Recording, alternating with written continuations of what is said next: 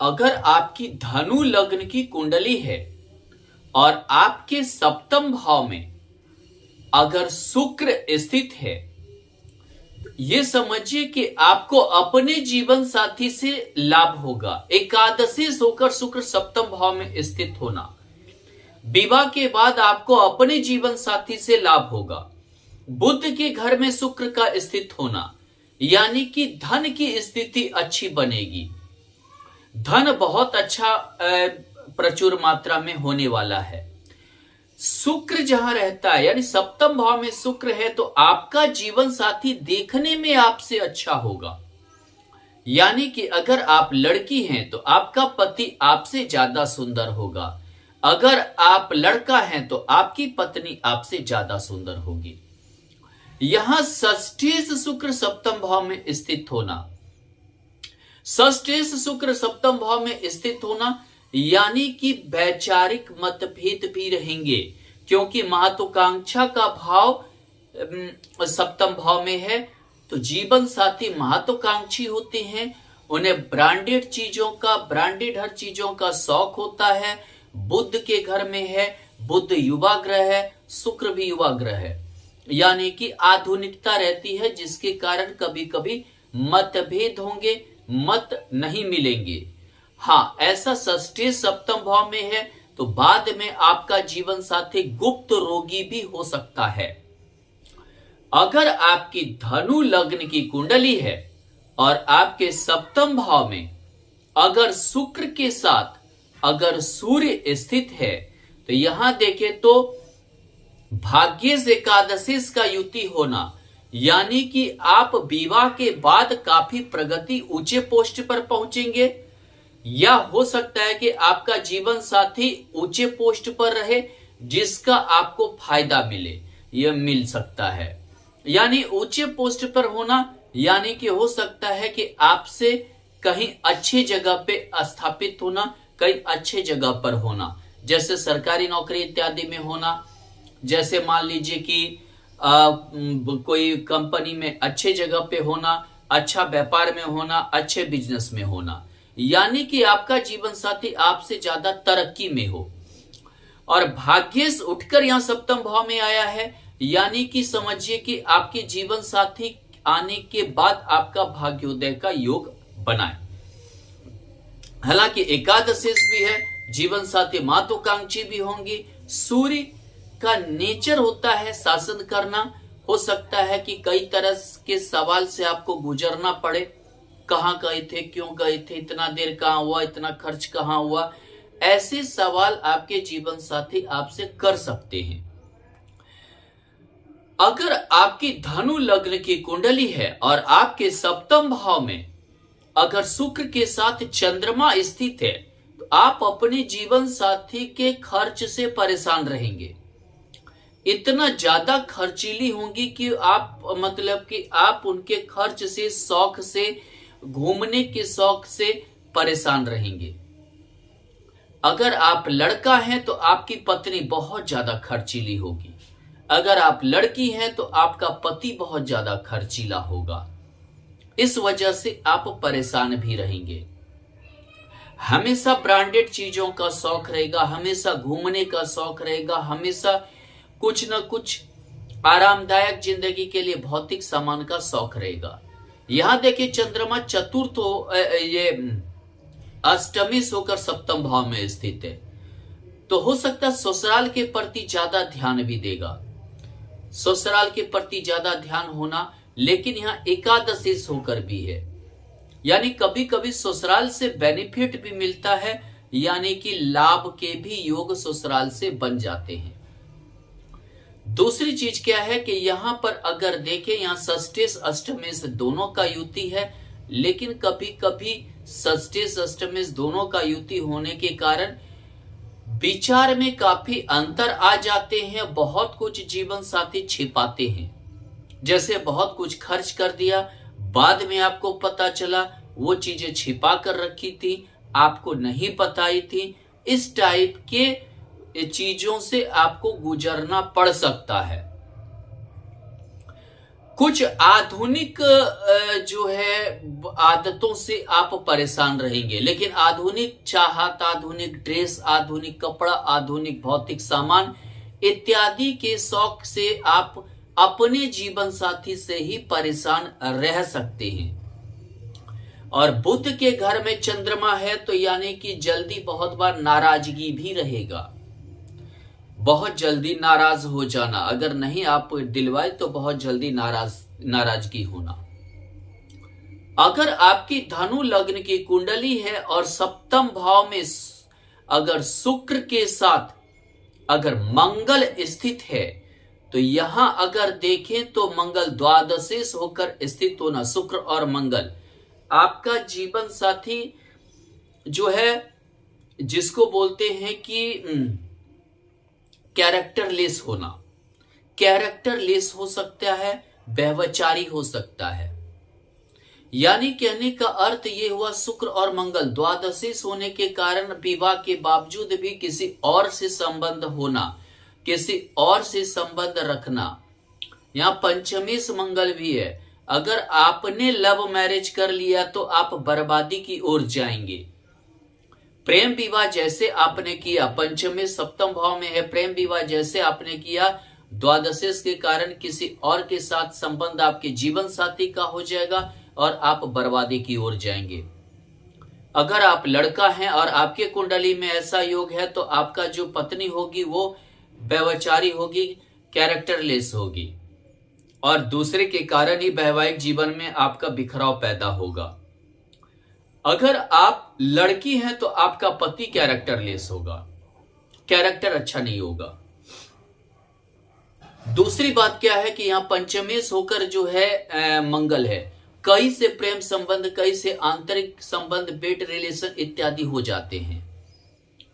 ये इन चीजों का इज्जत मान प्रतिष्ठा का परवाह नहीं करते और कई से बेट रिलेशन होने के कारण जो है ये मतलब हमेशा समझिए कि वैवाहिक जीवन कभी अच्छा से गुजरता नहीं है।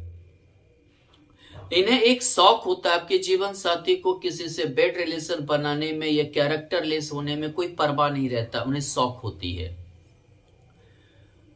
अगर आपकी धनु लग्न की कुंडली है और आपके सप्तम भाव में अगर शुक्र के साथ अगर बुध स्थित है तो यहां बुध सौकरी हो गया और यहां पर बुध को देखे तो दशम मेष भी है, यानी समझिए लक्ष्मी नारायण योग बना रहा है।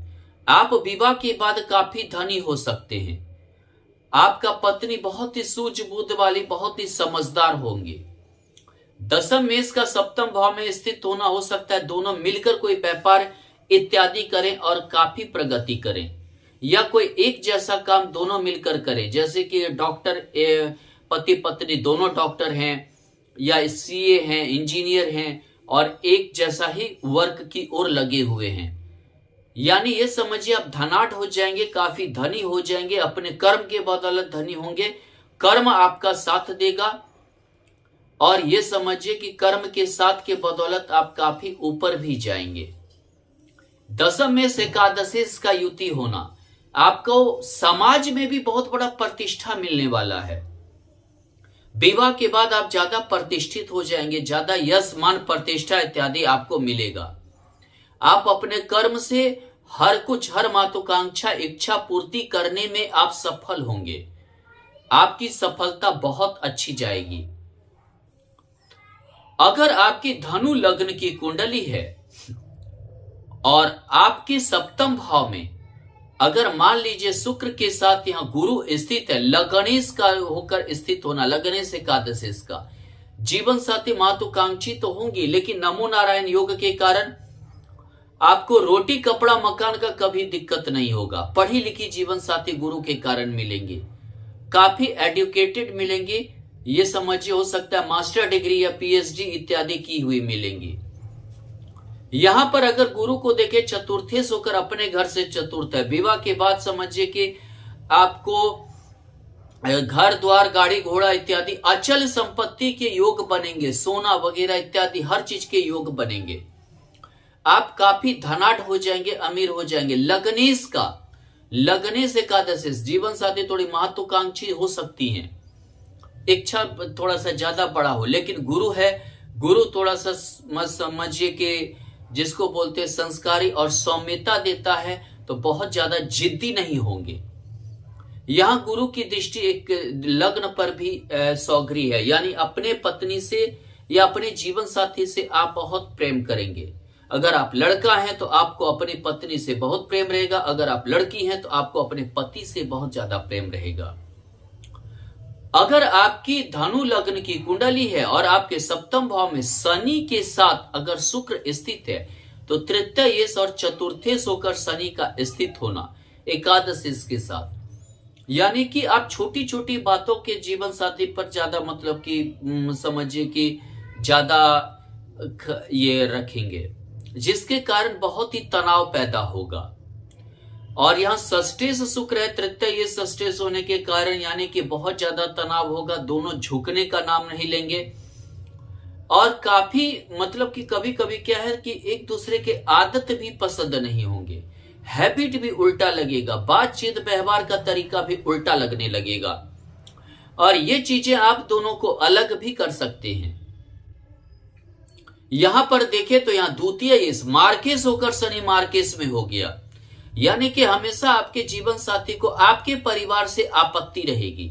अगर आप लड़का हैं तो आपकी पत्नी हमेशा आपके माता पिता भाई बहन को लेकर आपत्ति व्यक्त करेंगे। तृतीय भाव भाई बहन हो गया, द्वितीय भाव परिवार हो गया, लेकर करेंगे। रिश्तेदार को लेकर करेंगे, आप अपने घर में रिश्तेदार तक को नहीं ला सकते, बिठा सकते हैं। अगर आप लड़की हैं तो आप का समझिए कि पति जो है हमेशा आपके मायके को लेकर जो है आपत्ति व्यक्त करेगा, आपके भाई को लेकर, आपके मदर फादर को लेकर हमेशा आपत्ति व्यक्त करेगा, जिसके चलते मार्केस में होने के कारण वैवाहिक जीवन में तनाव और अलग थलग की स्थिति बन सकती है।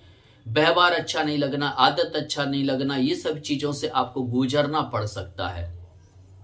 हालांकि यहाँ पर जीवन साथी का एज में ज्यादा डिफरेंस नहीं होते हैं, दोनों मैच्योर्ड एज में होते हैं, जिसके कारण से और ज्यादा तनाव पड़ता है।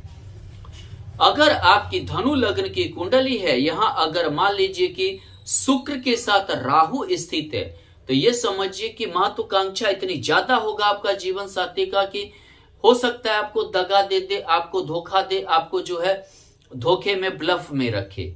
बहुत ही बड़ा साजिश करने वाले होंगे, उनको बड़ी बड़ी चाहत होगी, बहुत बड़े भौतिक जीवन का चाहत होगा, बड़ा गाड़ी हो, बड़ा बंगला हो, बड़ा घोड़ा हो, हर चीज की चाहत होगा, जिसके कारण आपका वैवाहिक जीवन में दिक्कत में आ जाएगा। किसी अन्य के साथ भी आपके जीवन साथी का समझिए कि रिलेशन हो सकता है, किसी अन्य के साथ भी अवैध संबंध हो सकता है। खासकर लड़की है तो आपकी कुंडली में है तो आपका जीवन बहुत ही दिक्कत में हो जाएगा, विवाह के बाद काफी दिक्कत में हो जाएगा। लड़का है तो आपके पत्नी अगर जॉब में है, कहीं और है, तो ये समझिए कि वो कैरेक्टर लेस होंगी, वो समझिए कि कैरेक्टर लेके बहुत अच्छा नहीं माना जाएगा। साजिश करने में माहिर होता है राहु, और ये समझिए कि साजिश करने में माहिर होता है, योजना बनाने में माहिर होता है। आपको हमेशा जो है कुछ न कुछ झूठा कहानी सुनाकर यही करके अपने जैसे प्रेमी से मिलना या ये किसी से गिफ्ट ले लेना, मतलब अपना अच्छा जिंदगी करने के पीछे लगना, आपको आप पर ध्यान ना देना, इस कारण से आपकी परेशानी बढ़ेगी। अगर आपकी धनु लग्न की कुंडली है और आपके सप्तम भाव में शुक्र केतु के साथ स्थित है, तो ये समझिए कि आप पर ध्यान ही नहीं देंगे आपके जीवन साथी। अगर आप लड़की हैं तो आपका पति आप पे ध्यान नहीं देगा, अगर आप लड़का हैं तो आपका पत्नी आप पे ध्यान नहीं देगी, उसे कोई और ही पसंद आएगा, उसे आप अंदर से पसंद नहीं रहेंगे, कोई और ही पसंद होगा। आपको हमेशा मतलब कि अच्छे दृष्टिकोण से नहीं देखेगी, नीरस प्रवृत्ति हो जाएगा, नीरस वैवाहिक जीवन हो जाएगा और काफी दिक्कत में आप रहेंगे, काफी इस कारण से परेशानी में रहेंगे। खासकर यंग स्टेज आपका ऐसा ही गुजर जाएगा। एक होता है कि जैसे जबरदस्ती समझौता करके एक साथ स्थित होना, ऐसे ही आपकी स्थिति होगी। धन्यवाद।